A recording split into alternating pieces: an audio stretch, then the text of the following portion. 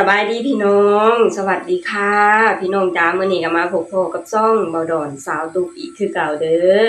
มามื้อนี้มาพอกันในช่วงเช้าๆเนาะพี่น้องเนาะกำลังจะเตรียมตัวกันออกไปไร่ไปนาเนาะพี่น้องเนาะคือนาของสาวตุกน่ะเสร็จไปเป็นที่เรียบร้อยแล้วเนาะพี่น้องเนาะเกี่ยวเรียบร้อยขนเรียบร้อยแล้วเนาะพี่น้องเนาะแล้วก็มาเบิ่งกันอีกทีว่าจะได้จักกระสอบเนาะพี่น้องเนาะแต่ว่าตอนนี้คือออกไปเกี่ยวนาของเอื้อยเนาะพี่น้องเนาะคือนาของเอื้อยเพิ่งจะเกี่ยวได้2มื้อเนาะ และเกี่ยวอีกมื้อนี้ก็น่าจะเสร็จสมบูรณ์เนาะพี่น้องเนาะยังเหลือแค่ขนเนาะแล้วพอเกี่ยวพอเกี่ยวพอหยังเรียบร้อยแล้วก็ทาง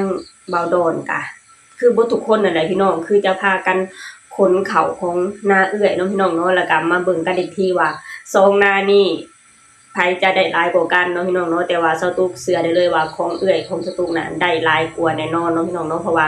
ของเอื้อยเพิ่นน่ะก็ หน้าเพิ่นก็หลายกว่าหน้าสาวตุกเนาะพี่น้องเนาะคือแบบว่าว่าง่ายๆคือหน้าเพิ่นหลายกว่าแล้วก็หน้าเพิ่นก็เป็นอู่เขาอู่น้ำเนาะพี่น้องเนาะเพราะว่าหน้าเพิ่นอยู่แถวรองน้ำแบบนี้นะพี่น้องคือหน้าของสาวตุกน่ะอยู่แถวโน้นแถวโคกเนาะพี่น้องเนาะแต่ว่าปีนี้น่ะที่สาวตุกมาทำนาน่ะค่อนข้างประสบผลสำเร็จอยู่เนาะพี่น้องเนาะเพราะว่าข้าวของสาวตุกน่ะค่อนข้างงามอยู่เนาะพี่น้องคือแต่ละปีก็บ่ค่อยงามคือว่ายังไงคือตั้งแต่เจ้าตุ๊กซื้อมาน่ะได้เฮ็ดนาแค่ปีเดียวแล้วก็ที่เหลือก็คือบ่ได้เฮ็ดเลยเนาะพี่น้องเนาะคือปล่อยเลยเขาเจ้าบอกว่าเขาเจ้าจะไม่เฮ็ดแต่ว่าเขาเจ้าบ่ได้เฮ็ดเนาะพี่น้องเนาะก็เลยปล่อยยาวมาจนฮอดปีนี้แล้วสตุ๊กจึงมาเฮ็ดเนาะพี่น้องเนาะเห็นเขาเจ้าว่าปีนี้น่ะเป็นปีแรกก็เลยงามเนาะพี่น้องเนาะเราก็ต้องมาคอยเบิ่งกันไปว่าปีต่อๆไปจะงามหรือบ่เนาะพี่น้องเนาะแต่ว่าปีนี้น่ะสตุ๊กน่ะค่อนข้างประสบผลสำเร็จเนาะพี่น้องเพราะว่าข้าวก็ค่อนข้างงามค่อนข้างโอเคอยู่เนาะพี่น้องเนาะเราก็มาคอยเบิ่งกันไปว่าสตุ๊กจะได้จักกระสอบเนาะพี่น้องเนาะมาพี่น้องมามื้อนี้สตุ๊กก็จะมาเว้าถึงน้องธิดาลาวศรีวิไลคือเก่าเนาะพี่น้องเนาะคือสตุ๊กน่ะติดตามข่าวน้องอยู่ตลอดเวลาคือเก่าเด้อคือเมื่อวานนี้สตุ๊กได้เอาคลิปน้องลงเนาะพี่น้องเนาะแล้วมีทาง PFC น่ะมาเม้นอยู่ที่ช่องสตุ๊กเพิ่นบอกว่าวันนี้น้องจะได้ออกรายการใหญ่เนาะพี่น้องเนาะนั่นก็คือรายการซุปเปอร์10เนาะพี่น้องเนาะวันที่1นั่นก็คือมื้อวานนี้เนาะพี่น้องเนาะสตุ๊กเห็นแล้วสตุ๊กก็เข้าไปติดตามแล้วก็เข้าไปเบิ่งเนาะพี่น้องเนาะซึ่งน้องเองก็ได้รับโอกาสดีๆจากช่องใหญ่เลยเนาะพี่น้องเนาะนี่แหละพี่น้องเป็นการพิสูจน์ว่าน้องธิดาลาวน่ะได้ดังขึ้นไปเรื่อยๆเรื่อยๆเนาะพี่น้องเนาะแล้วก็มีรายการใหญ่ๆอย่างเช่นอันส่องข่าวใหญ่ระดับประเทศก็ได้น้องได้เอาข่าวของน้องน่ะได้ไปออกแล้วเนาะพี่น้องเนาะแล้วก็มารอบนี้ก็คือรายการซุปเปอร์10เนาะพี่น้องเนาะซึ่งเป็นรายการที่ค่อนข้างใหญ่แล้วก็ดังระดับประเทศเนาะพี่น้องเนาะเพราะว่าเป็นรายการที่รวบรวมเด็กน้อยที่เก่งที่มีความสามารถเนาะพี่น้องเนาะสมชื่อเพิ่นนั่นแหละพี่น้องว่าเป็นซุปเปอร์10เนาะพี่น้องเนาะสตุ๊กเบิ่งแล้วน้องเองก็โชว์ความสามารถของน้องออกมาอย่างเต็มที่คือเก่าเนาะพี่น้องเนาะสตุ๊กเห็นแล้วก็แบบว่าน้องร้องเพลงหยังก็ม่วนไปหมดคือเก่านั่นแหละพี่น้องซึ่งน้องเองได้ไปร้องเพลงอยู่ที่รายการดังแล้วก็ไปเจอไอดอลของน้องเนาะพี่น้องเนาะนั่นก็คือพี่แอนเนาะพี่น้องเนาะเพราะว่าน้องเองก็แบบว่าพอเห็นทางพี่แอนแล้วล่ะก็น้องก็มีความดีใจแล้วก็มีความตื่นเต้นเนาะพี่น้องเนาะร้องเพลงไปนำยิ้มไปนำเนาะพี่น้องเนาะเป็นบรรยากาศที่ค่อนข้างอบอุ่นเนาะพี่น้องเนาะมาพี่น้องเดี๋ยวเรามาชมคลิปนี้ไปนำกันเลยเนาะพี่น้องเนาะคิดว่าตัวเองเป็นคนตลกแต่พอมองกระจกอ้าวเป็นคนสวยสวยกว่านี้จะมีอีกมั้งว่าไม่ได้อยากเป็นคนสวยอยากเป็นคน